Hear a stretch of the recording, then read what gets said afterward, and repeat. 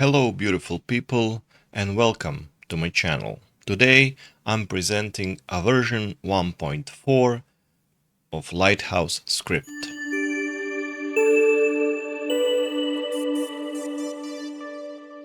Lighthouse is a completely free script for PixInsight and I do plan to keep it that way.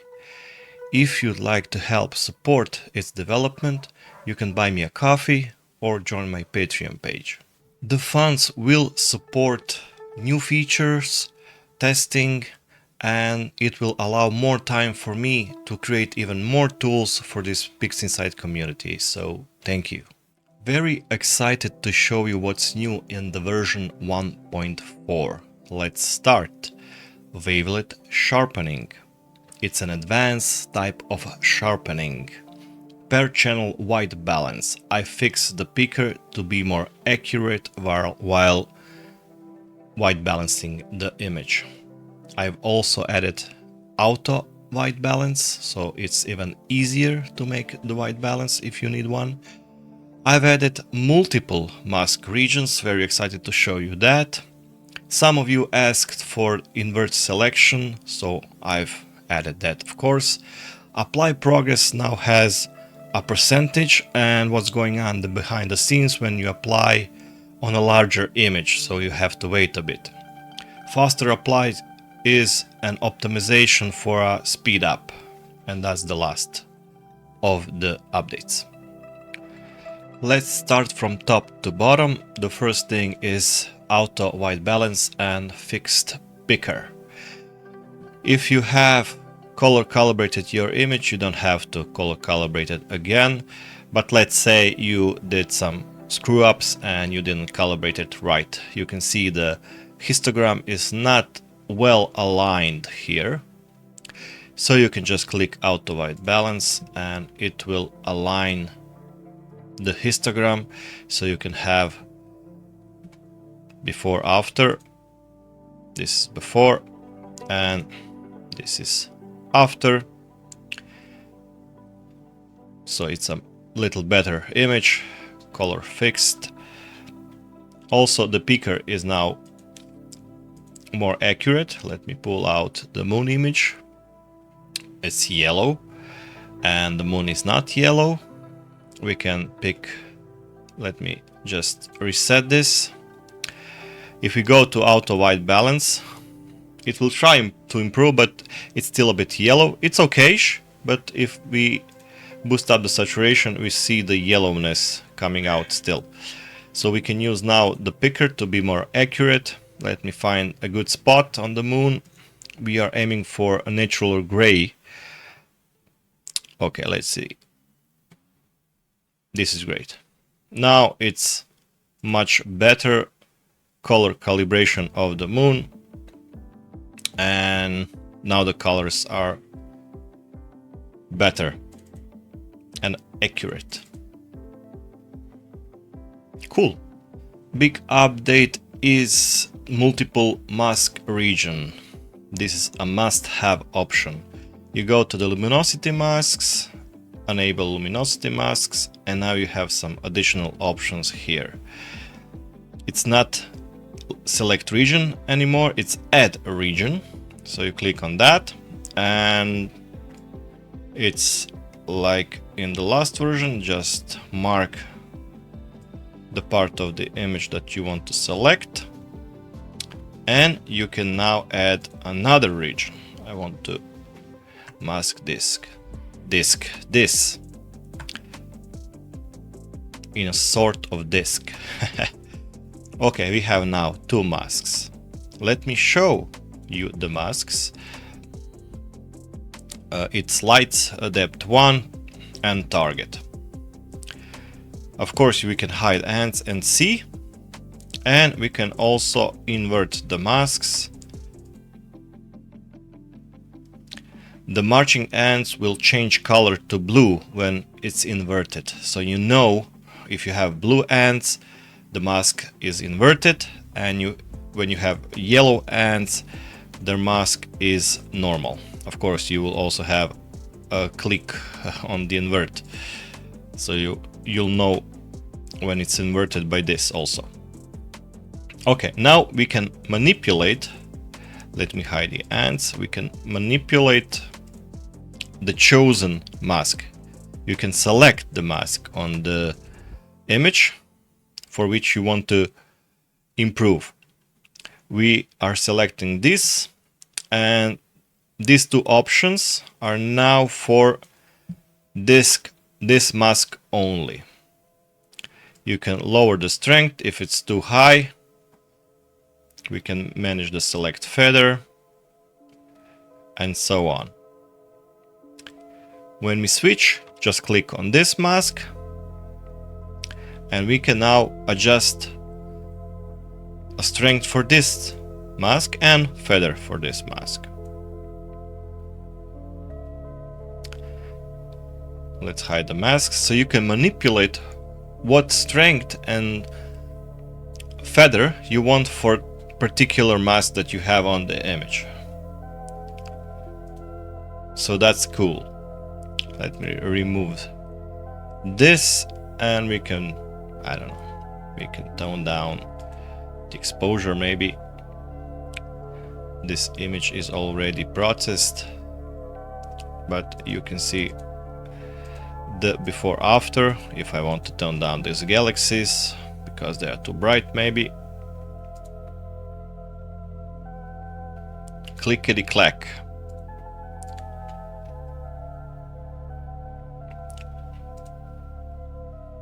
Let me show the mask. The strength for this, I would like it more of strength for this because it's brighter. The strength for this is okay. So we want to apply, because it's brighter in the mask, the slider, the adjustments will be harder on the white masks. Hide the ends. We can now remove show mask. And now we'll have a harder exposure than before. So that's how you can manipulate the mask regions when you have a couple of things that you want to change, but they are different brightness levels. So you can manage it with the masks and the strength of the masks. Of course, you can go with the white mask and click there here. We can also change the white mask per selection. We turn this into white mask. The strength also applies to the white mask. So if you have a brighter object that you want to tone down, you can have a stronger mask, and if you have a lower brightness object that you also want to tone down but not exactly the same as this one, you can lower the strength and the effect will be smaller. Okay, let me remove show mask. Hide ants. Because it's a white mask, we have to create a bigger feather so it hides the edges. Before, after. It still has some edging, but it's not important right now. Great, isn't it? You can remove the mask. The one that is selected will be removed. And now we can remove this mask, and that's how you can remove all the masks one by one. Of course, if you want the effect to be applied on the background, let's add a region.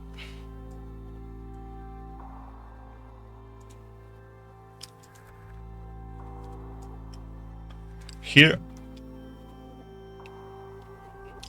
let's invert the mask.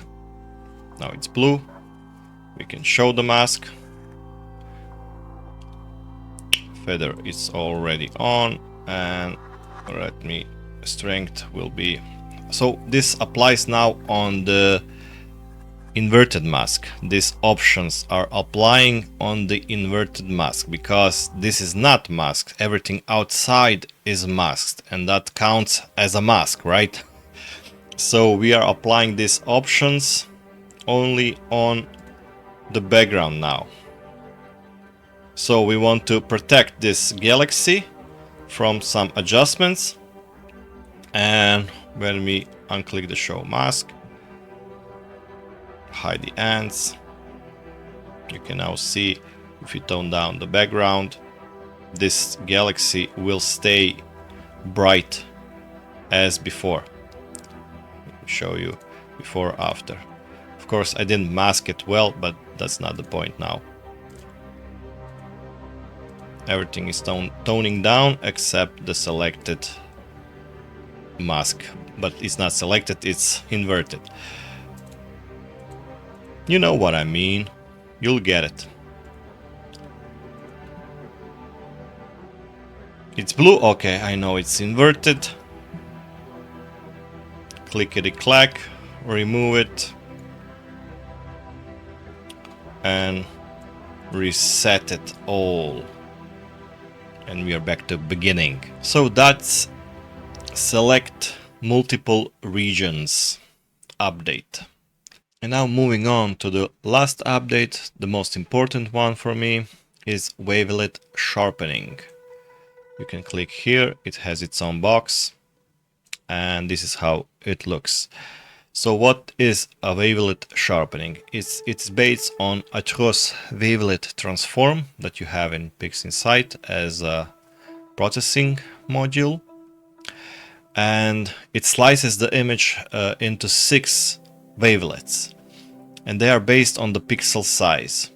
So you can sharpen a first slice that is based on 1 pixel, and you can sharpen the finest detail on a 1 pixel size. So let me show you. It's very visible on the planets and the moon. Before, after. Okay, let me squeeze it some more. And you can see the fine details of the moon are now sharpening.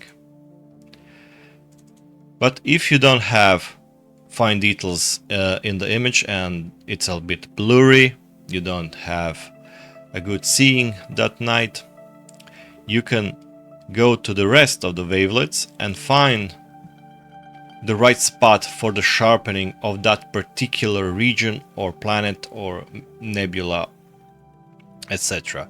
So we are now applying the sharpening on a 2 pixel size. Let me show you how it looks on a 4 pixel size. It's getting bigger now.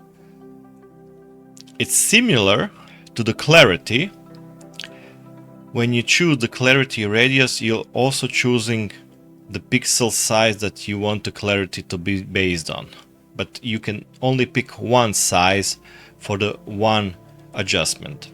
And here you can pick 6 sizes and apply denoising also to that particular wavelet layer. We can go to 4, and now we're having some artifacts that we don't want because this is a good image of the moon and it's very sharp in the beginning. I can use the first 2 wavelets for it to get a sharper craters and details out. We can also use now auto white balance to have an accurate color of the moon, bit of contrast. Let me lighten up. We can go to the whites. We can also use now, because the background is black, press Alt and move the blacks to the left. So you see now the blacks will be black. That's how you can clean your backgrounds from planets and moon images. So now we know that this part of the image is blackety black. Bit of saturation.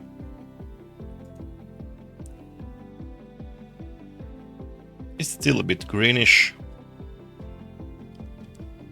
Let me choose a picker to have some better color balancing. Okay. Good enough.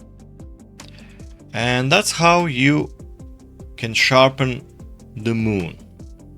And this is particularly good on the planet images. Let me show you. This is a recording of Jupiter. As you can see, it's quite blurry, and we can use, by the way, the filter has two filters, the default and Gaussian. The differences are the default version is crispier. It uses a smaller kernel shape, three tab shape, and the Gaussian uses a 5-tab shape kernel, and it's a smoother effect of sharpening. So when you see some artifacts on the default filter, like over sharpening or maybe some halos, you can switch to the Gaussian, and it's likely that they will disappear or tone down. So let's now if we go to the Pixel 1, we don't have any details in the Pixel 1 wavelet because it's too blurry. It's not on that layer. This image of Jupiter is not on a 1 pixel scale level, so we cannot sharpen it. We will just sharpen the noise on that level. The details are in other wavelet layers. They are also not in the second 2 pixel. So let's try third. So now we can see some details popping up. I have some artifact here, but it's not important now. So now we can see on the third wavelet we have sharpening of the Jupiter. Now let's go to fourth.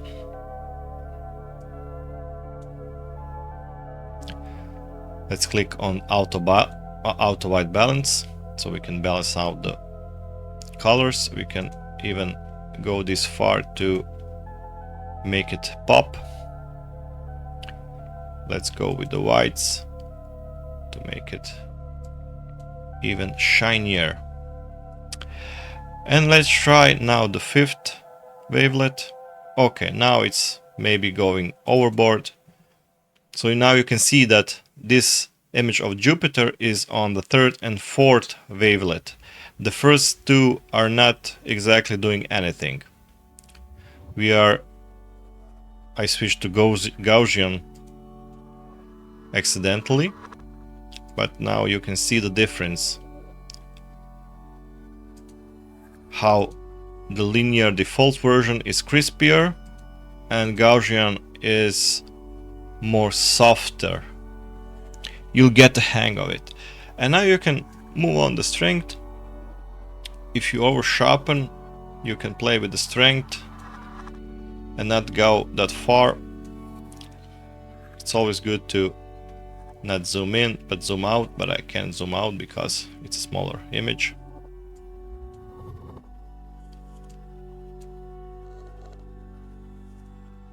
Now we can play with it. Even more sharpening I will add on the third, so the textures are popping out on the north and the south side. And this is the before after. It's amazingly better. So you now can see the power of the wavelet sharpening and how can you manipulate it via these wavelet layers of sharpening. Also we can do is remove some noise immediately on that wavelet layer. So that's another thing you can do to make this image even better. Not this image, but every image. Is this okay? It's much better. Let me try